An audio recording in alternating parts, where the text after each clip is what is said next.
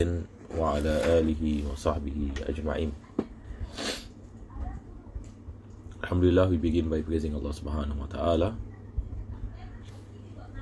that we are able to continue our lessons in the Muqaddimat of Al-Imam Sanusi. And in our last lesson, we have covered the types of shirk. That's what the author mentioned. Altogether, we have the 6 types. And then I believe that I have entered into speaking about the next part, where the author mentioned wa usulul kufri wal bid'ah sab'atun, the fundamentals of disbelief and innovation. The fundamentals of disbelief and innovation. So I was speaking about the first type, where the author mentioned al-ijabu dhati, wa huwa isnadul kainati ila Allah ala sabili ta'lili aw at-tab'i min ghairi ikhtiyar.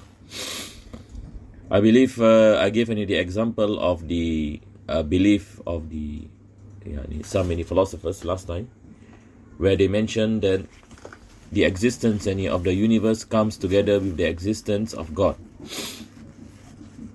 The existence of the universe is the effect of the existence of God. So they mention this as the cause and effect. But this cause and effect that they are speaking about is a necessary one, meaning the existence of God brings about the existence of the universe necessarily without the will of God. And it is not God that brought the universe into existence. It is not that He willed for the existence of the universe, but the fact that His existence itself entails the existence of the universe necessarily. So this is a philosophy of the Greeks last time. During the time of Aristotle, for example, and after Aristotle, and until today, you have any people who believe in such a philosophy. So they speak about the laws of causation, and they speak about the necessary existence of the universe, the necessary existence of the universe, that it is pre-eternal, that the universe is pre-eternal. Although scientifically this is false, but the belief is there. Just like nowadays people believe in the theory of Darwin, which is false.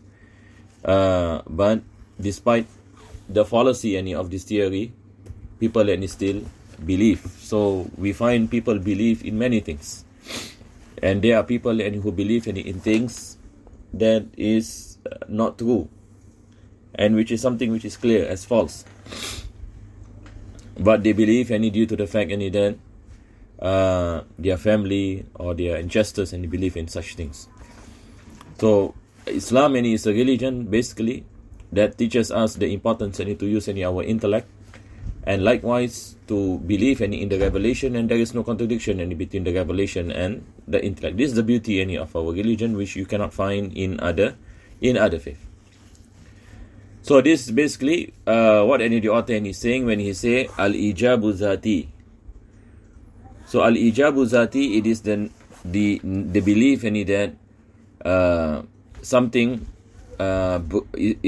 something came into existence necessarily. Something came into existence necessarily, and it is the effect of the existence of God. So this belief reject the explanation that God created everything. They are saying that everything is not created by God, but everything exists with the existence of God. So this is what the author mentioned, ala sabili ta'lil wa taba'. This is the cause and effect thing. Because the people of ta'lil and taba', they believe that cause and effect is necessary. So we Muslims we say that cause and effect is adi. It is based on empirical and not based on rational necessity. but it is an empirical necessity. So empirical and a necessity, and it can, it can change, whereas any rational and necessity, and it cannot change. So for example, and we say fire and it burns. This is empirical. Fire burns is empirical. But people in this philosophy, they believe that fire burns necessarily, not in the empirical sense. Tamam? So when you say something that is necessary, it is something that cannot change, basically. But when you say something that is empirical, it is subjected to change. So when they speak about the existence of the universe, they mention that the existence of the universe comes in necessarily with the existence of God. So again, what they are saying is that the universe is not created, the universe is pre-eternal. Since God is pre-eternal, the universe is also pre-eternal, because the existence of the universe comes together with the existence of God. So that's why he mentioned after that, min ghairi ikhtiyar. There is no will that comes from God when it comes to the bringing the existence of the universe, because in the first place it is not God who brought the existence of the universe, the universe into existence. The universe exists with the existence of God. So I hope it is clear, inshallah. Is there any questions so far? Is there anyone who doesn't understand? Everything is good?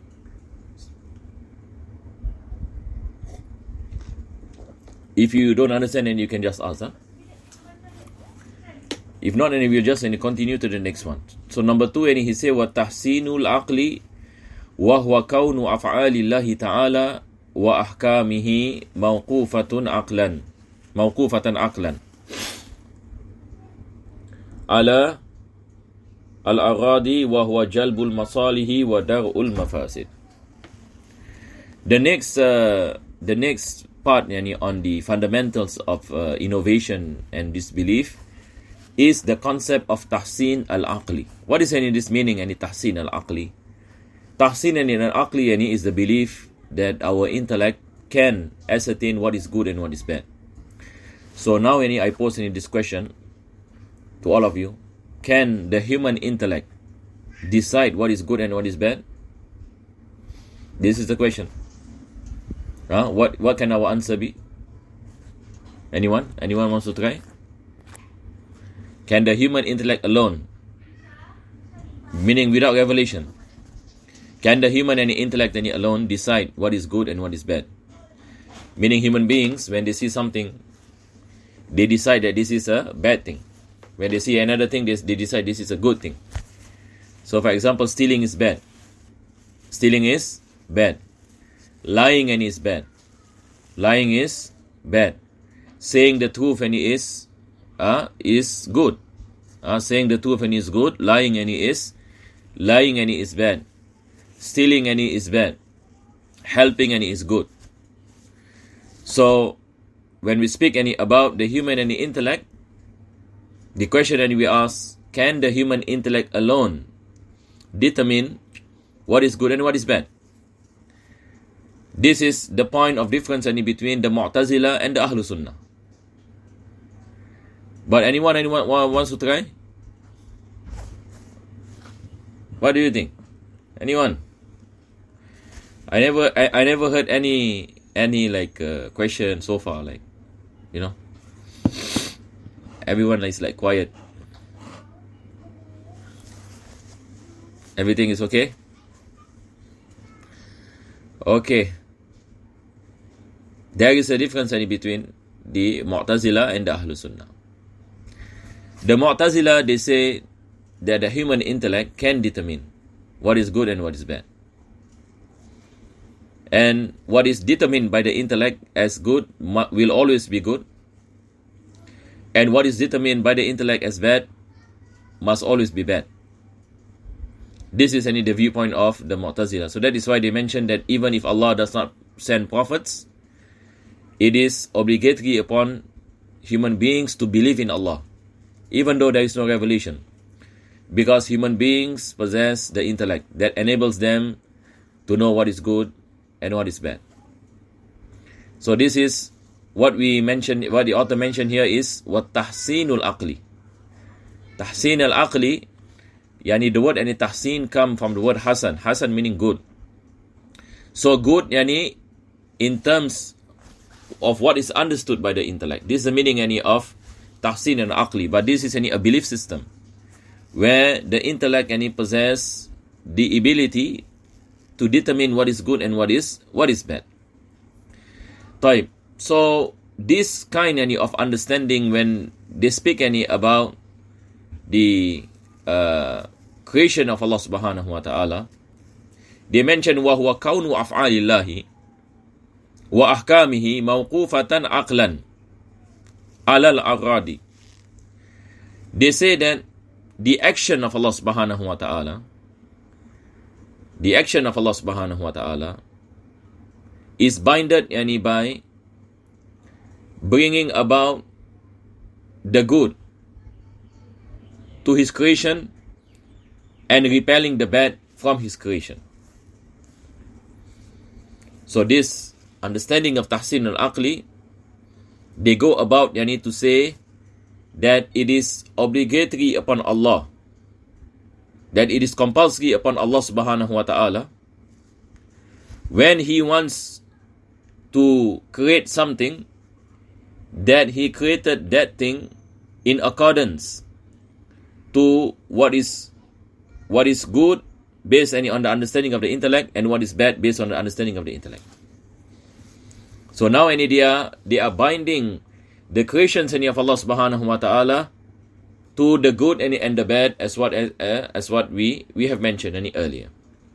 So can you see the fallacy here? Can you see the danger here? Yani they believe that whatever the intellect determines as good is always good, what the intellect determines as bad is always bad, and it is obligatory upon Allah to do what is good and to refrain from what is bad. So even the laws of Allah subhanahu wa ta'ala is designed to serve this purpose. So this is not correct. This is an innovation. Why? Because you are binding the creation of Allah subhanahu wa ta'ala, you are binding the actions of Allah subhanahu wa ta'ala with something else. As though you are saying that Allah is obligated to do a particular thing. Allah is obligated to legislate a particular thing. Allah is obligated not to do a particular thing.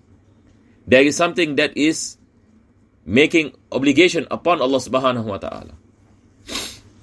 What is the thing that makes obligatory upon Allah subhanahu wa ta'ala, whether to do something or not to do something? It is tahsin al-aqli. This is the belief system, tahsin al-aqli. Because since we understand that this is something that is good, then it becomes wajib for Allah to do what is good. We understand something that is bad, it becomes wajib upon Allah to do what is bad. This is what you call it itself is an innovation. This is a bid'ah in aqidah. Why? Because nothing can make nothing can make something obligatory upon Allah subhanahu wa ta'ala. The moment we say that God is obligated to do something, meaning he is forced. Clear inshallah? Meaning he is forced, and God cannot be forced. Allah subhanahu wa ta'ala, he cannot be obligated upon. And the moment we say Allah is obligated upon, meaning he doesn't have the will, that he is forced. So this belief system of tahsin al-aqli is the belief of the Mu'tazila. And Ahlul Sunnah, of course, mention the fallacy of this belief by saying in the first place that the intellect cannot determine what is good and what is bad.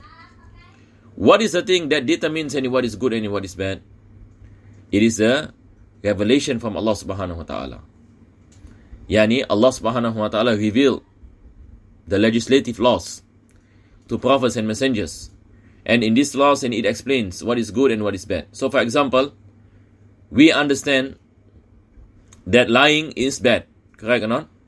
Lying is bad. But imagine if a killer comes into a house, a killer, Yani he wants to kill people. And then someone is hiding in your house. The killer came and asked you, is there anybody in your house? If you say yes, and if you tell the truth, what will happen?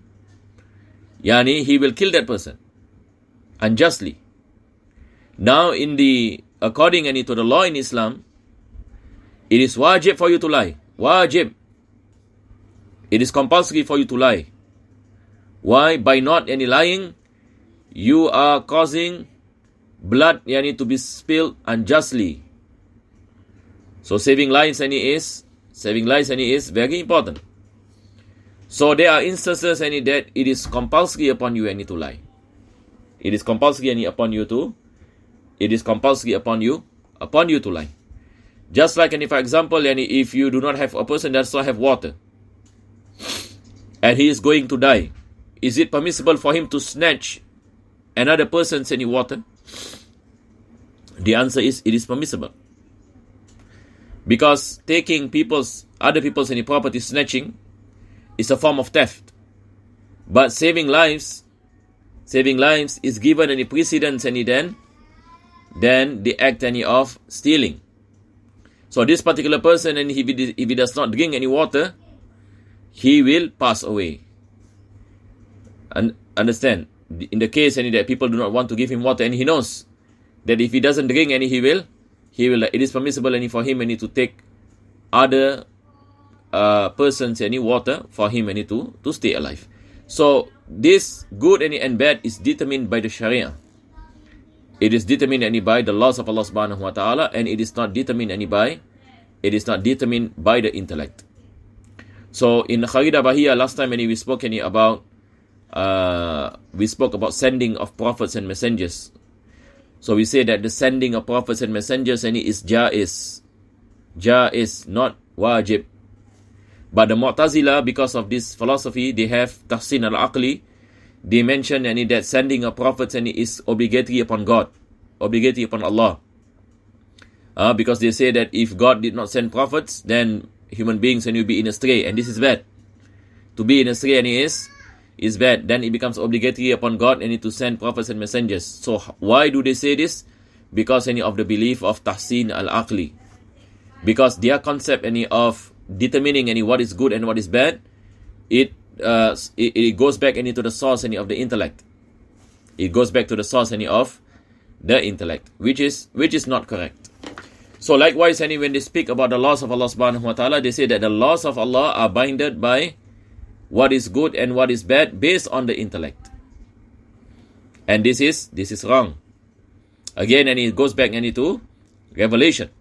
And Allah subhanahu wa ta'ala, He legislate laws, He make those laws to serve the goodness of human beings and to repel the bad from human beings. But it doesn't mean that He is obligated to do so. But He makes those laws in accordance to what He knows of the goodness for human beings, of the bad for them. So this is what He say, alal aradi wa huwa jalbul masalihi wa dar'ul mafasid. That the Mu'tazila, they believe that the laws of Allah subhanahu wa ta'ala are designed for bringing good and repelling from evil, and this concept of good and evil based on the intellect, based on the understanding of the intellect. So the Ahlus Sunnah again mentioned that this is not correct, because good and bad is determined by revelation and not by intellect. So I spent quite some time to speak about this. I hope it is clear, inshallah. So this is the second thing about usulul kufri wal bid'ah, the fundamentals of disbelief and innovations. The next one he mentioned wa taqlidu radi.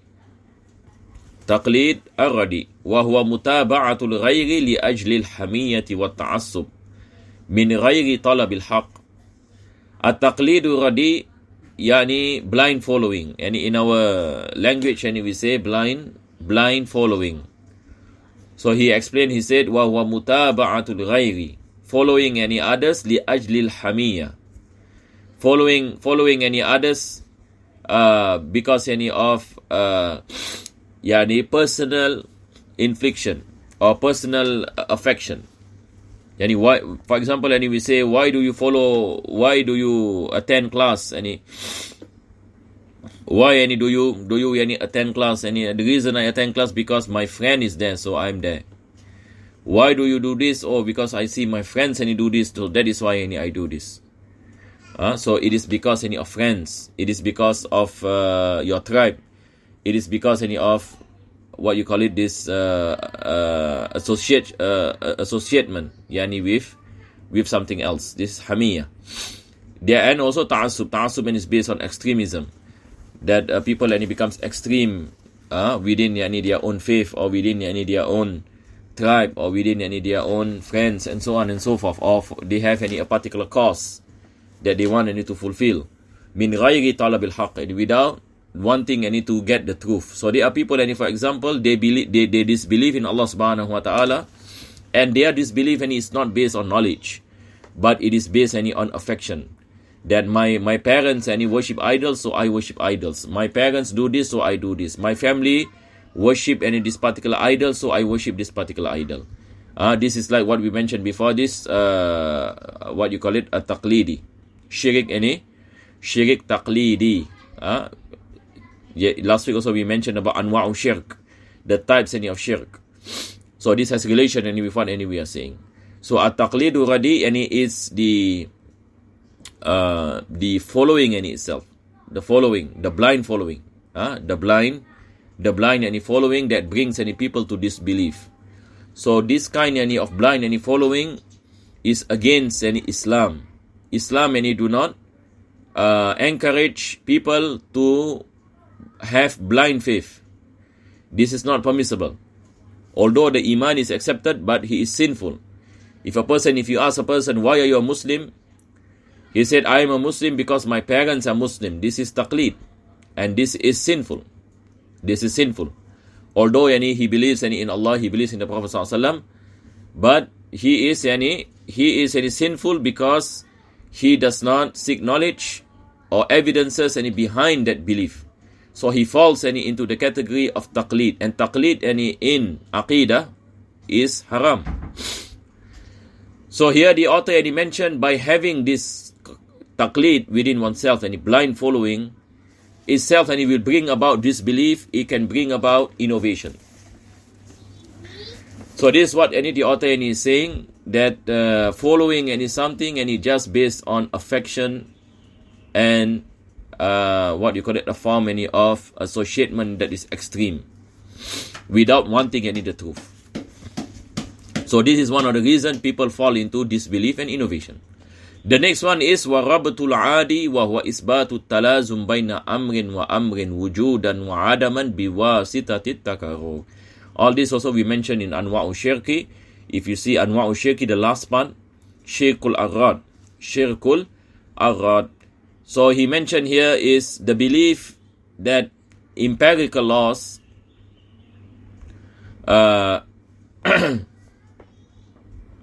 he mentioned warabatul adi wa huwa isbatu talazum baina amrin wujudan wa adaman biwasitati takarrur. Here he mentioned about the relation between the empirical laws. So empirical laws, we mentioned that it is associated to one another, the cause and effect, based on repetition.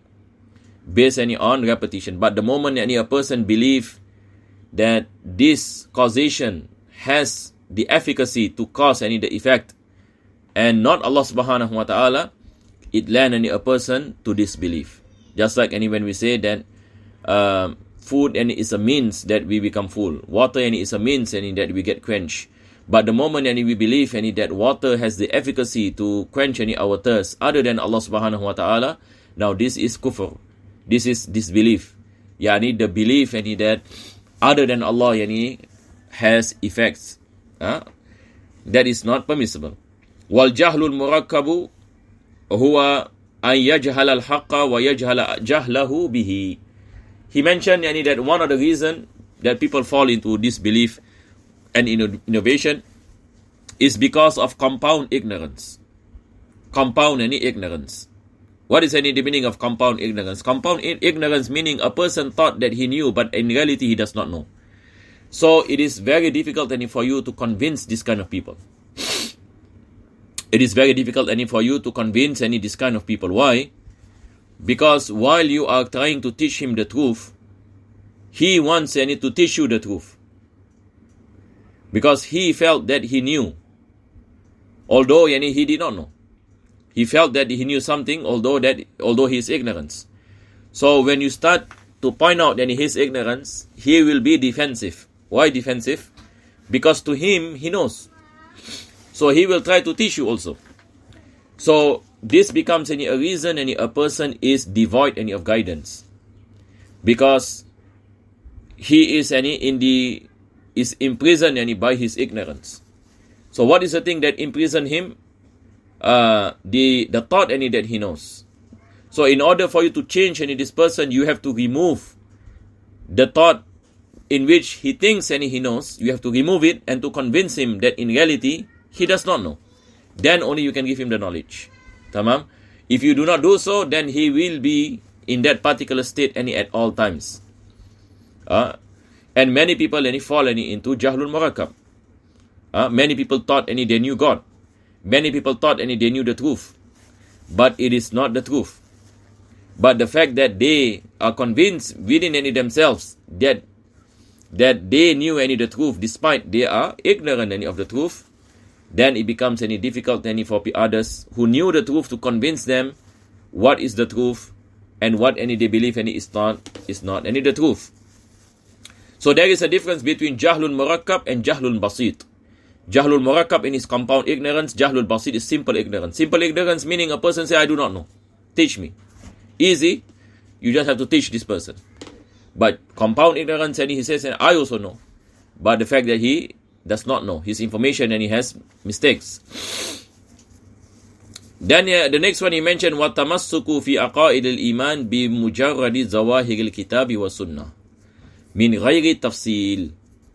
The next factor of the fundamentals of disbelief and innovation is the holding on to the literal verses of the Quran and the Sunnah. Yani holding on to the literal verses of the Quran and the Sunnah. What does it mean? You see, if a person, for example, he recite the Quran and he takes the literal meaning,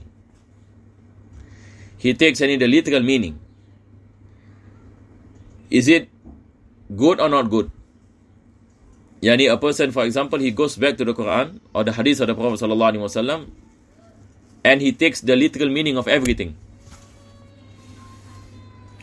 Is it dangerous or not dangerous? So here the author is saying that one of the reasons that people fall into disbelief and fell into the traps of innovation, bid'ah, is when they take the outward meaning of the Quran. Taking the literal meaning of the Quran can be dangerous for some verses because the Quran is full of metaphorical meanings. So when you take a literal meaning from a metaphor, this will land you into trouble. This will land you into trouble. So let me give you a simple example within our language. In English, I cannot think any of one. But in Malay, for example, let me see, in English, give me a metaphor in English. Can someone give me a metaphor?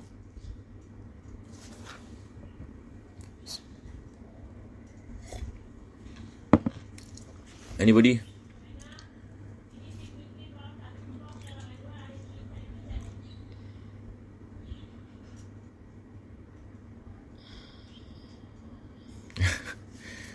Hand of Allah. In the Quran, actually I wanted to go into this, but this is the Quran.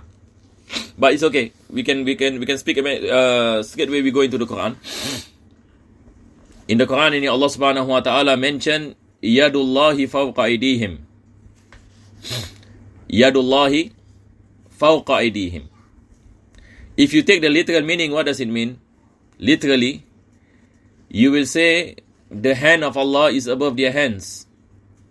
The hand of Allah is above any of their hands. Is that what is meant? No, that is not what is meant. This is a metaphorical verse. So our scholars, the scholars of tafsir, if you look in the books of tafsir, they interpret what is the meaning Yadullahi fawqa aydihim. So they mention that the word yad means nusra. Yad meanings nusra. Nusra meaning assistance.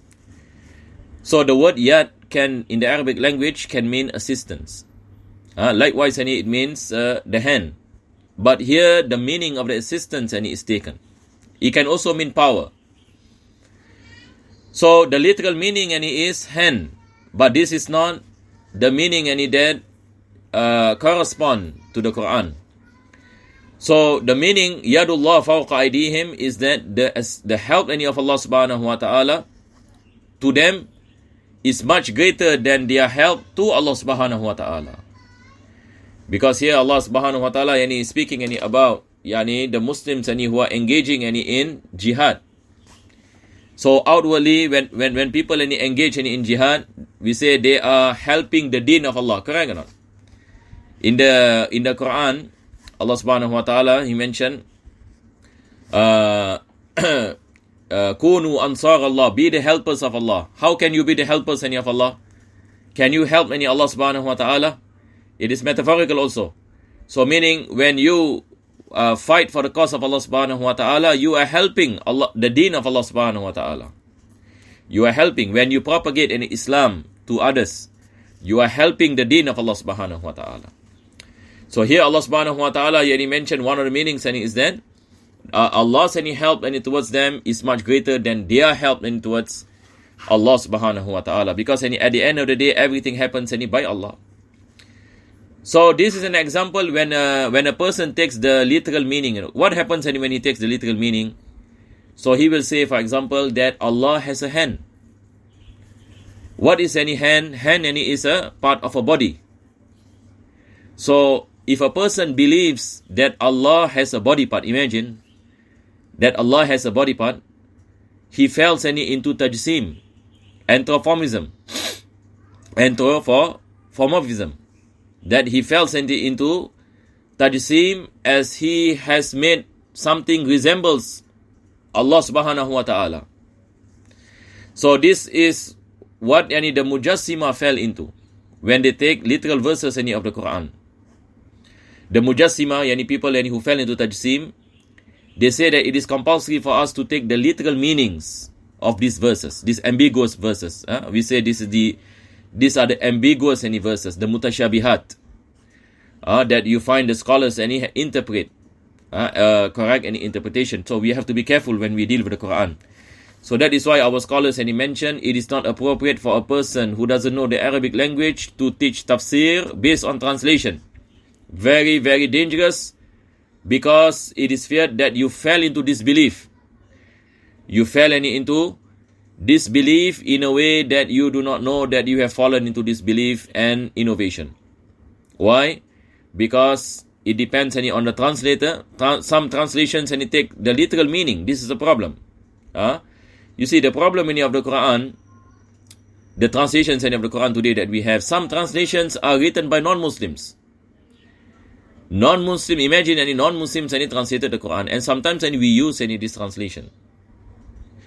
So translating the Quran is not easy. We have to take into consideration the ambiguous verses. There are certain things you cannot translate word for word. You need to explain. You need to have a footnote and all these things. Right? But the problem now, what is happening in the internet, in the social media, and people cut and paste things, and then they mention, look, Allah said in the Quran that He has a hand. We say what is mentioned in the Quran is yad, and what the meaning of yad here is not any hand, not a body part. Allah is not speaking that He has a body part, but Allah is saying that He helps the Muslim, that He gives assistance to the believers, that He bless them with His mercy and blessings. This is what Allah is speaking about. Just like the word istawa, people take the meaning Ar-Rahman al-Arsh istawa. Allah does istawa. What is any the meaning any of istawa? Again, when people take the literal meaning, and what happens? And they say that Allah sits on the arash, but we do not know how He sat. Some of people now saying this. We find this in our community. People are speaking about all these things, which are very, very dangerous.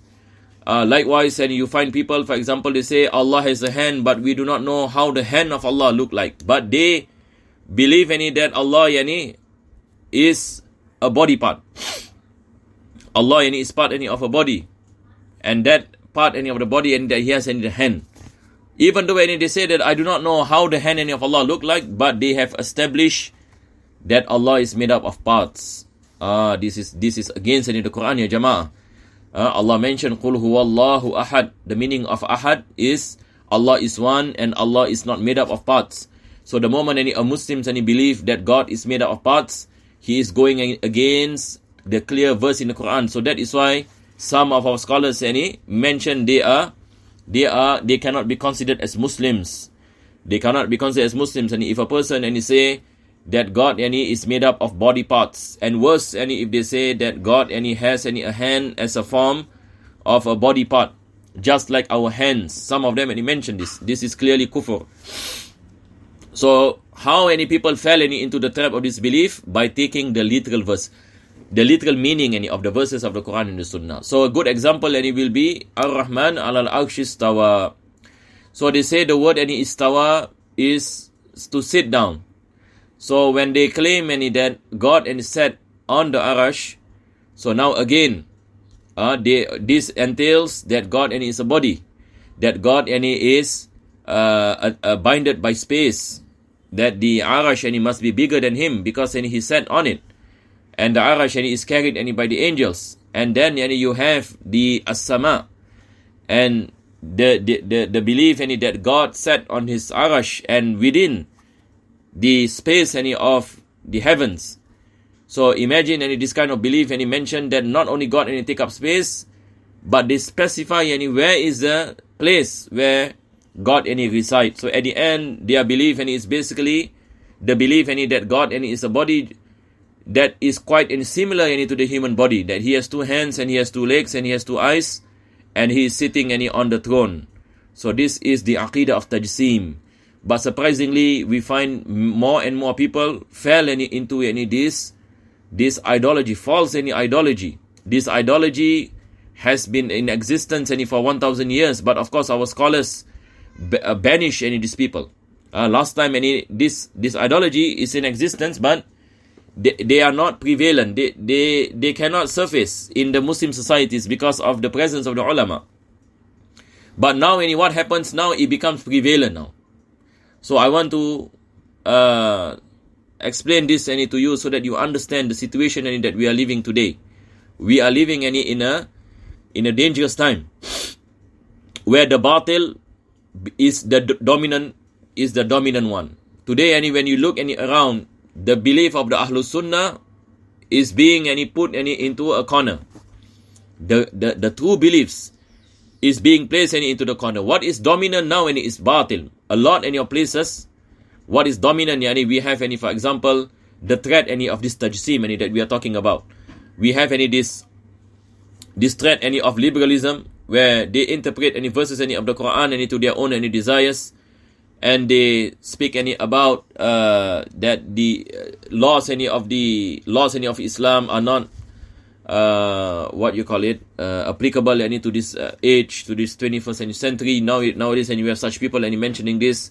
You have people who change the laws of Allah subhanahu wa ta'ala and using all these principles within fiqh and so on and so forth, to dilute the common people. And this is dominant right now. So that is why it is important for us to study our knowledge, to study our tradition, the knowledges, especially knowledge of Aqidah, deeply. So that is the reason, after we completed Kharidah Bahiyya, I went into this Muqaddimat, because all these things are important for you to protect yourself from the onslaught of these ideologies. So because of time, I have to stop here. I hope it is clear, inshallah ta'ala, what I mentioned. Inshallah, in the next week, we will mention a bit more. There are certain things that I will explain further about the dangers of taking meanings based on the literal text. The question on the exams that both Kharida and the Muqaddimat of Al-Imam Sanusi will be tested. Because why? Because many of the things that you study in the Muqaddimat are mentioned in Kharida. So we can hit any two birds at once. We can hit any two birds at once. Next week, we have lesson. We have lesson all the way until the second week of November. Because the third week is the exam, fourth week is the exam. So we have any classes, we have 2 more classes, I think. Now is the end of October. I think we have 2 more weeks. Tamam. So inshallah, wa sallallahu ala sayyidina Muhammadin wa ala alihi wa sahbihi wa sallam, walhamdulillahi rabbil alamin. Please write your names as usual.